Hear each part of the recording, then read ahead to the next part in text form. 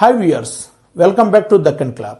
చాలా వరకు customers only crack filling చేయించి అపార్ట్మెంట్స్కి లేదా బిల్డింగ్స్కి ఓన్లీ క్రాక్ ఫిల్లింగ్ మాత్రమే చేయించి ఎటువంటి కెమికల్ కోట్ అవసరం లేదు, ఇంకా డైరెక్ట్గా పెయింటింగ్ చేయించుకుందాం అనుకుంటారు.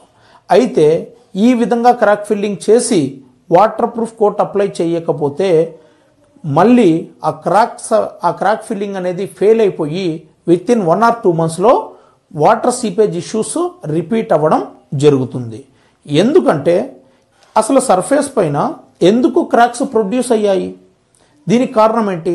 డ్యూ టు హై టెంపరేచర్ వలన క్రాక్స్ అనేవి ప్రొడ్యూస్ అయ్యాయి. సో మనం క్రాక్ ఫిల్లింగ్ చేస్తున్నాము అంటే దాన్ని రిపేర్ మాత్రమే చేస్తున్నాము. ఇక్కడ ప్రజెంట్ ఉన్న క్రాక్ ఫిల్లింగ్లో ప్రాబ్లమ్ని క్లియర్ చేస్తున్నాం. రిమైనింగ్ ఏరియాస్లో మళ్ళీ హై టెంపరేచర్ వలన క్రాక్స్ కంపల్సరీ వస్తాయి. సో క్రాక్ ఫిల్లింగ్ చేస్తున్నామంటే దాన్ని సర్జరీ మాత్రమే చేస్తున్నామని అర్థం.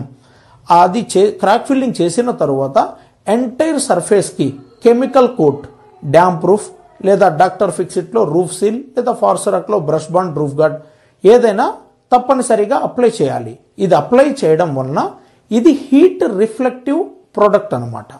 ఇవి సన్ రేస్ని అబ్జార్బ్ చేయకుండా రిఫ్లెక్ట్ చేస్తాయి. సో మీ హై టెంపరేచర్ ప్రొడ్యూస్ అయినప్పుడు ఈ సన్ రేస్ని అబ్జార్బ్ చేసుకొని మీ సర్ఫేస్కి హై టెంపరేచర్ తగలనివ్వకుండా రిఫ్లెక్ట్ చేయడం ద్వారా చాలా తక్కువ టెంపరేచర్ అనేది సర్ఫేస్తో కాంటాక్ట్ అవుతుంది. సో సర్ఫేస్తో తక్కువ టెంపరేచర్ అనేది కాంటాక్ట్ అవ్వడం వల్ల సర్ఫేస్ పైన ఎటువంటి క్రాక్స్ అనేవి ప్రొడ్యూస్ అవ్వవు. ఓన్లీ క్రాక్ ఫిల్లింగ్ చేయించుకుందాం అనుకునే వాళ్ళు క్రాక్ ఫిల్లింగ్ మాత్రమే చేయించుకోకుండా క్రాక్ ఫిల్లింగ్ చేయించుకొని కంపల్సరీగా కెమికల్ కోటింగ్ అనేది చేయించుకోండి. ఈ విధంగా చేయించుకుంటే మీకు ఎటువంటి వాటర్ సీపేజ్ ఇష్యూస్ అనేవి 8 to 10 years వరకు రావు. అండ్ మీ సర్ఫేస్ అనేది 8 to 10 years వరకు ప్రొటెక్టివ్గా ఉంటుంది.